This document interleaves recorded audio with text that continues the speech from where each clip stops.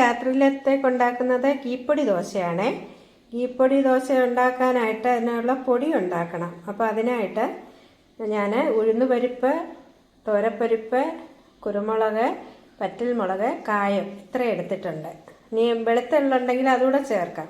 ഇതെല്ലാം കൂടെ ഒന്ന് വറുത്ത് റെഡിയാക്കി നമുക്ക് പൊടിച്ചെടുക്കണം. ഞാൻ ആദ്യം വറ്റൽമുളക് ഇട്ടൊന്ന് ചൂടാക്കി എടുത്തിട്ട് മറ്റ് ഉഴുന്നും തോരയൊക്കെ ഒന്ന് ഇട്ട് ചൂടാക്കി എടുക്കണം. ഞാനതെല്ലാം കൂടെ ഒന്ന് ചൂടാക്കി എടുക്കുകയാണ്. നന്നായിട്ടൊന്ന് ഫ്രൈ ആവണം, എന്നാലേ പൊടിച്ചെടുക്കാൻ പറ്റത്തുള്ളൂ. പൊടിക്കുള്ള പരിപ്പുകളൊക്കെ ഫ്രൈ ആയി തുടങ്ങി.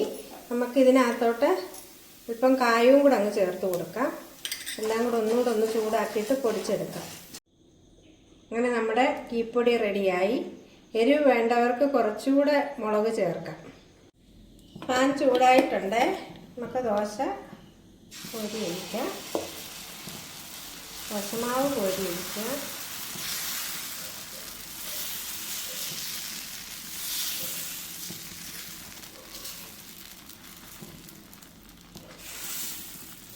നല്ലോണം അങ്ങ് പരത്തണം. ഇനി ഇതിലേക്ക് നമുക്ക് നമ്മളുണ്ടാക്കി വെച്ച പൊടി ചേർത്ത് കൊടുക്കാം. ഇതിലേക്ക് നല്ലോണം നെയ്യ് ഒഴിച്ചു കൊടുക്കണം. ഈ പൊടി നെയ്ക്കകത്ത് കിടന്നിങ്ങനെ മൂക്കണം, എന്നാലേ ആ രുചി വരത്തുള്ളൂ.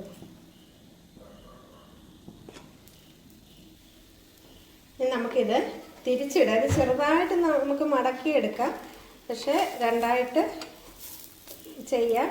എങ്ങനെയാണെന്ന് വെച്ചാൽ ഇഷ്ടം പോലെ ചെയ്യാം. രണ്ടായിട്ടോ മൂന്നായിട്ടോ വലിപ്പം അനുസരിച്ച് നമുക്ക് മടക്കാം.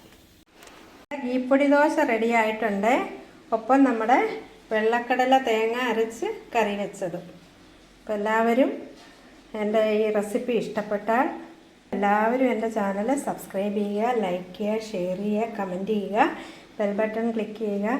എന്നാലേ ഞാനിടുന്ന എല്ലാ വീഡിയോസും നിങ്ങളിലേക്ക് എത്തത്തുള്ളൂ. കണ്ടിട്ട് മാത്രം പോവല്ലേ. എല്ലാവരും എന്നെ സബ്സ്ക്രൈബ് ചെയ്ത് സപ്പോർട്ട് ചെയ്യണേ. എല്ലാ പ്രിയപ്പെട്ടവർക്കും നല്ലൊരു ദിവസം ആശംസിക്കുന്നു.